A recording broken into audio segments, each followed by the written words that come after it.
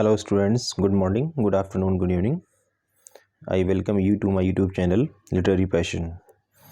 Dear students, as I have been explaining and translating the book written by W.J. Long, History of English Literature. So we are on the point, Beowulf first exults in his night's work, then he hangs the huge arm. Okay, so I'm going to start from this. Please keep it in mind, and the translation which I am giving you is very important, and this will help you definitely in understanding the each and every text given in the book. Okay, thank you. Let's go ahead without delaying. हम लोग यहाँ पे थे, Beowulf first exults in his night's work. तो जैसा कि इससे पहले आपने स्टोरी पढ़ी है कि बीवुल्फ जो था एक माइटी वॉरियर था, और आपको ये भी मालूम है कि ये बीवुल्फ आया कहाँ से था. बीवुल्फ एक्चुअली वो लैंड ऑफ जिएट्स कह सकते हैं. सी को क्रॉस करने के बाद एक शहर पड़ता है जिसको लैंड ऑफ जिएट्स कहते हैं. एक ट्राइब, एक रेस है वहाँ पे रहती, और वहाँ का जो किंग था हैजलेक था, और इसी का ये भतीजा था. तो बीवुल्फ पहले क्या होता है, नाइट का वर्क जो होता है, यानी रात का जो काम था, यानी कि जो भी कुछ हुआ उसमें तो पहले एक्सल्ट होता है. एक्सल्ट का मतलब होता है आनंद लेना या खुश होना. Then he hangs the huge arm with its terrible claws from a cross beam over the king seat as one would hang up a bear's skin after a hunt. जैसा कि इससे पहले बताया गया कि उसने ग्रिंडल से लड़ाई की, इतना ज़बरदस्त तरीके से ग्रिपिंग की, पकड़ा और उसको इस तरह से मोड़ा कि उसकी बॉडी से चरचराने की आवाज़ आने लगी, उसकी नसें टूटने लगी. तो वो चीखता हुआ चिल्लाता हुआ चला गया अपने फेंस में. ठीक है, तो अब जो है वो उस रात के काम से बड़ा खुश होता है कि चलो कम से कम उसको हरा तो दिया. अब जो वो बीवुल्फ है वो अपने हाथों को इस तरह से उस क्रॉस बीम पर लटकाए हुए है जहाँ पे राजा का सिंहासन होता है, यानी कि जहाँ रोतगर बैठता है. रोतगर के सिंहासन के पास लगा हुआ एक बीम था. बीम का मतलब होता है कि कह सकते हैं कि हॉरिजॉन्टल एक बीम था, एक लॉग या लकड़ी था जिस पर अक्सर कुछ टांग दिया जाता है, कुछ रख दिया जाता है. तो वो वहाँ से अपने हाथ जो है बढ़ाता है, और उसके हाथ में जो है क्लॉज, उसके हाथ क्या था, क्लॉज था. क्लॉज समझते हैं? क्लॉज का मतलब होता है पंजा, यानी कि वो अपने हाथ का जो पंजा है वैसे उस बीम के ऊपर से ऐसे लटका देता है. ठीक उसी तरह से लगता है जैसे शिकार करने के बाद किसी भालू का उसकी जो स्किन होती है वो टांग दी गई हो, ऐसा लगता है. अक्सर होता है ना, आप दीवार पे खड़े होते हैं या किसी गाड़ी पे खड़े, तो मोटरसाइकिल पे आप देखते होंगे कि आप अपने दोनों हाथ इस तरह से उसके ऊपर रख लेते हैं, तो आपका पंजा वाला जो हिस्सा होता है वो लटक जाता है. मतलब ये उसी तरह का सिचुएशन है जैसे एक शिकारी जो है शिकार करने के बाद उसके खाल को यानी स्किन को वो लटका देता है. At daylight came the Danes. जब दिन होता है तो डेन्स आ जाते हैं. डेन्स कौन? वहाँ के रेस, यानी डेनिश, यानी स्पीयर डेन्स जिसके बारे में हमने बोला है, डेनमार्क के. And all day long in the intervals of singing, storytelling, speech making and gift giving, they returned to wonder at the mighty grip of Grendel and to rejoice in Beowulf's victory. जब कभी singing का interval होता था, जब कभी गाने के दौरान कभी इंटरवल होता, या कहानी सुनाने के दौरान कभी इंटरवल होता, स्पीच मेकिंग के दौरान कभी इंटरवल होता, तो गिफ्ट गिविंग मतलब जब एक दूसरे को तोहफा या गिफ्ट दे रहे होते उस दौरान कभी इंटरवल में मौका मिलता, तो इस दौरान पूरा दिन जब भी वक्त मिलता है इंटरवल में, तो वे फ़ौरन जो है लौट पड़ते, यानी किस तरफ? उस ग्रिप ऑफ ग्रिंडल, यानी कि सरप्राइज करते थे उस वंडर की तरफ, सरप्राइज की तरफ कि बीवुल्फ ने कितनी मतलब सरप्राइजिंगली ग्रिंडल को पकड़ा था. तो उसी पर वो बखान करते, सोचते और इन्जॉय करते, बीवुल्फ की विक्ट्री को इन्जॉय करते, रिजॉइस करते. यानी जब भी कभी मौका मिलता था ना, मतलब गाना से, कहानी से, और जब भी स्पीच मेकिंग से, गिफ्ट गिविंग से, इन बीच में कभी इंटरवल या मौका मिलता था तो फ़ौरन जो है उस बीवुल्फ की कहानी शुरू कर देते थे, यानी उस बीवुल्फ के बारे में बयान करना शुरू कर देते थे. चलिए नेक्स्ट चलते हैं. आगे दिया है, when night falls a great feast is spread in Heorot. जब रात होती है तो फिर जो है बड़े भोजन का आयोजन किया जाता है हीरोट में। हीरोट क्या है? एक कह सकते हैं कि एक कुटिया थी जो कि मिट्टी से बनी हुई थी, मीड हॉल कह सकते हैं। And the Danes leave once more in the great hall. उस ग्रेट हॉल में डेन्स फिर सोए हुए नजर आए। और at midnight comes another monster, a horrible half human creature, mother of Grendel, raging to avenge her offspring. अब की बार इस आधी रात में कौन आता है? एक मॉन्स्टर और आता है। मॉन्स्टर कौन? राक्षस। और वो राक्षस कौन? यानी कि जिससे पहले आपने सुना ग्रिंडल, मैंने बताया था कि ग्रिंडल की माँ, तो ग्रिंडल की माँ आपकी बार आती है। उसकी जो बॉडी है ना, हाफ ह्यूमन है, मतलब आधा तो लगता है कि औरत की बॉडी है, मतलब आधा ह्यूमन बींग्स की है और आधा तो लगता है किसी एक्वेटिक एनिमल की है। और ये है मदर ऑफ ग्रिंडल। रेजिंग का मतलब गुस्सा कर रही है। क्यों गुस्सा कर रही है? वो चाहती है कि वो अपने ऑफ स्प्रिंग का बदला ले। ऑफ स्प्रिंग कौन? यानी अपने बेटा। तो से ऑफ स्प्रिंग का मतलब औलाद होता है, तो औलाद का मतलब वही अपने बेटे का वो बदला ले। She thunder's at the door. वह उस दरवाजे पे थंडर करती है। थंडर मतलब होता है गड़गड़ाना या बहुत तेज से लाउड आवाज करना, थड़थड़ाना। The Danes leap up and grasp their weapons. और जो डेन्स थे बेचारे जो सो रहे थे फौरन उड़ गए और अपने अपने औजारों को पकड़ लिया। क्यों? वार करने के लिए, युद्ध करने के लिए, या फिर अपने डिफेंस में। But the monster enter seizes Ashir, who is friend and advisor of the king, and rushes away with him over the fence. अब मॉन्स्टर जो था, यानी कि वही कौन? उसकी माँ राक्षसिन, वो एंटर करती है, घुस जाती है कहाँ पे? उस मिड हॉल में, और आशियर को पकड़ लेती है। आशियर कौन? आशियर जो था वो किंग रोथगर का सलाहकार था और उसका दोस्त भी था। उसको पकड़ लिया, इसके बाद उसको लेकर के भाग गई। और कहाँ भाग गई? फेंस में। फेंस क्या है? मार्शी एरिया जो कि समुद्र के नीचे है, ठीक है। और वो चूँकि ऐसा बना रखा था कि वहाँ पे जो भी कोई जाता वो वापस नहीं आता था, ऐसा उसने बना रखा था, वहाँ पे लेके वो भाग गई। The old scenes of sorrow are reviewed in the morning but beautiful simply. अब वही पुराना सीन्स फिर दुख का लोगों के मन में दौड़ने लगा। सुबह जब हुई तो वही टेंशन लोगों को सताने लगी कि अरे यार ऐसा हो रहा है कि उस दिन भी काफ़ी लोगों को ग्रंडा लेके चला गया और सबको लेके चला गया, अब खा गया कि हमारी कितनी लाइफ्स चली गई। अब जो है किंग का दोस्त जो था, एडवाइज़र था, उसको भी लेके चलेंगे। अब इस बात को लेकर के फिर जो टेंशन होने लगी, पुरानी ही बातों को लेकर के लोगों ने अब डिस्कशन करना शुरू कर दिया कि अब क्या किया जाए। लेकिन वो माइटी वॉरियर ब्यूवुल्फ कहता है क्या? देखिए पोएम के अंदाज में वो कहता है कि sorrow not wise man, it is better for each that his friend he avenge than that he mourn much. उसने कहा इस पर लैमेंट मत करो, दुख मत करो, यानी कि दुखी मत हो वाइज मैन। किसको बोला? किसको एड्रेस कर रहा है? रोथगर को। रोथगर कौन? King of dense.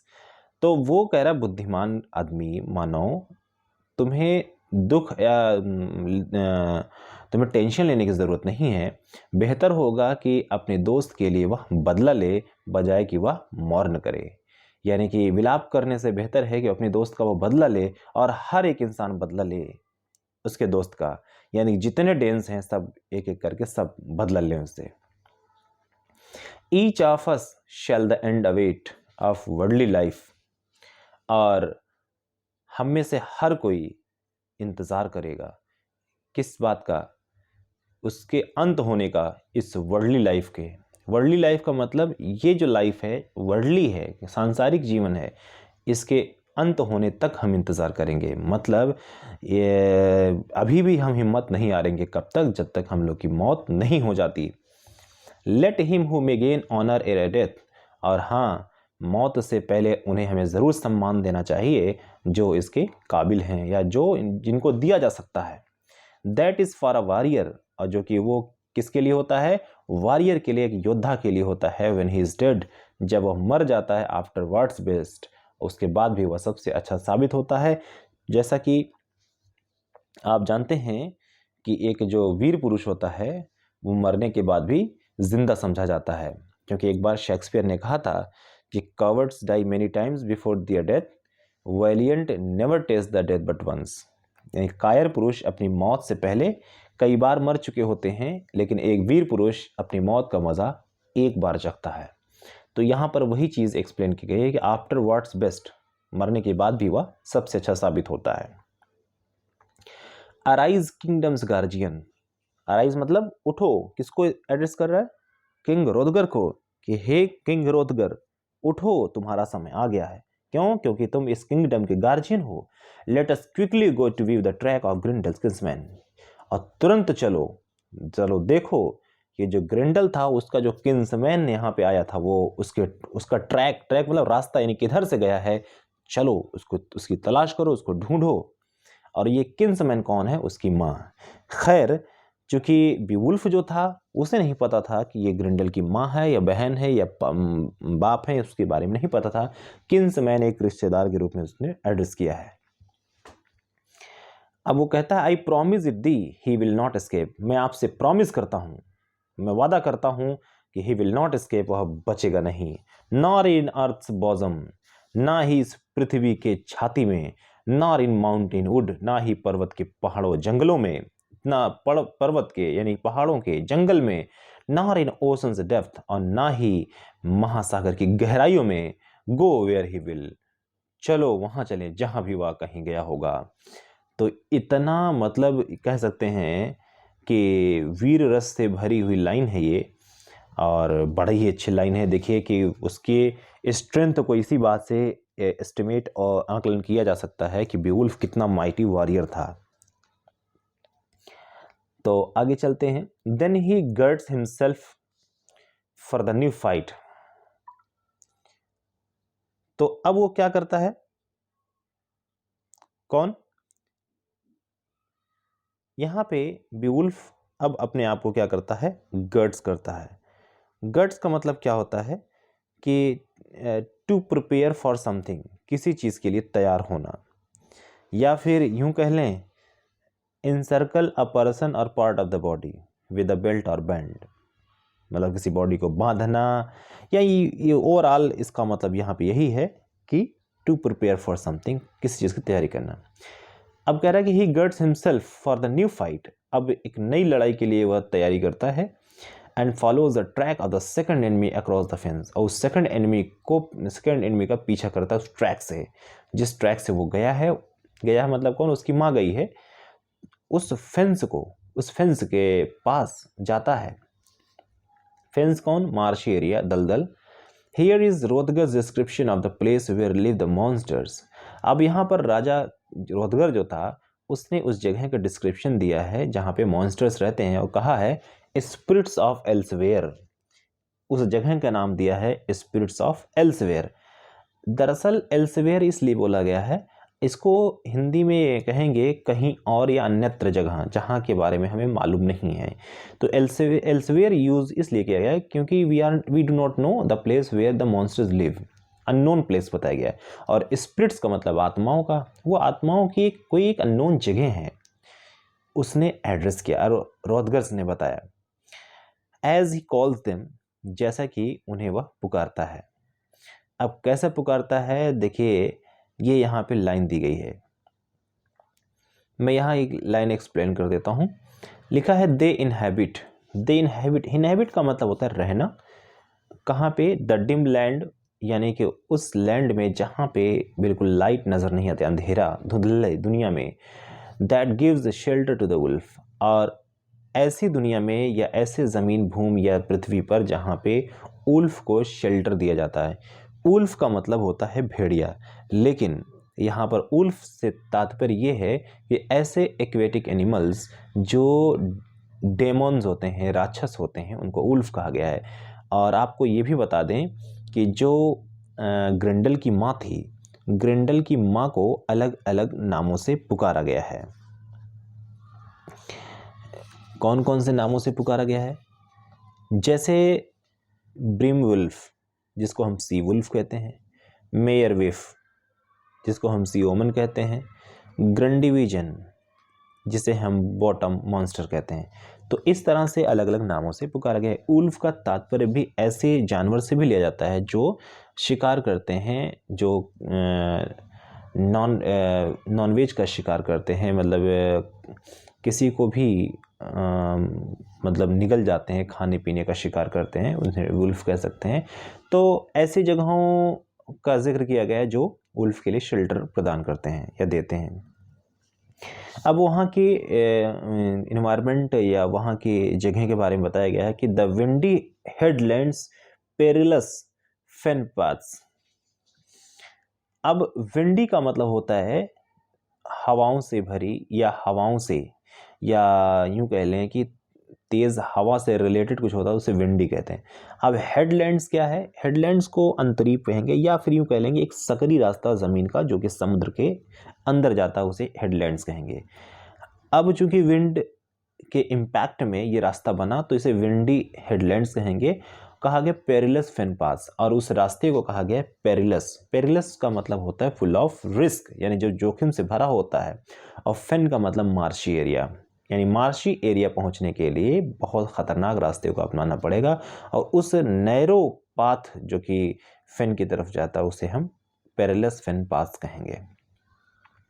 Where under mountain mist the stream flows down, और जहाँ पे उस माउंटेन मिस्ट के नीचे देखेंगे, माउंटेन मिस्ट का यहाँ तात्पर्य है कि उस पहाड़ के जस्ट नीचे धुंधला एरिया दिखाई देता है जहाँ से पानी की धारा बहती है, नीचे बहती है, एंड फ्लड्स द ग्राउंड, और पूरे ज़मीन पर बाढ़ सा आ जाता है। नॉट फॉर हेंस, दूर तो नहीं है, बट अ माइल, हाँ लेकिन 1 मील की दूरी ज़रूर है। द मेयर स्टैंड, जहाँ पे मेयर है। मेयर क्या है? मेयर, देखिए मेयर की 2 मीनिंग है। एक तो मेयर का मतलब होता है ओनली या सोलेली, और दूसरा मेयर मीन्स होता है लेक, पॉन्ड, तालाब, झील। तो यहाँ पर झील से ही संबंधित है। तो 1 मील की दूरी पर झील है। Over which hang death chilled groves, जहाँ पर देखेंगे ग्रूव्स उगे हुए हैं। ग्रूव्स का मतलब होता है झाड़ियाँ या स्मॉल प्लांट्स।